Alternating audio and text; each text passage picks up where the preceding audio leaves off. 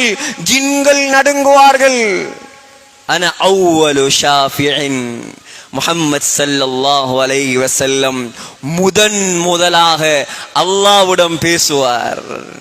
முஹம்மத் ஸல்லல்லாஹு அலைஹி வஸல்லமை கண்டவுடன் அல்லாஹ்வுடைய கோபம் அப்படியே தணிந்து விடும். சகோதரர்களே, அல்லாஹ்வுடைய கோபம் தணியும்.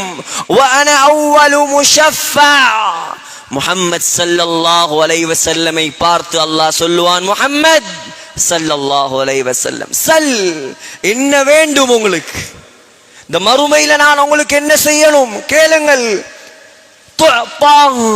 தருகிறேன் நான். வஷ்ஃபா, யாருக்காவது சிபாரிசு செய்ய வேண்டுமா நாயகமே.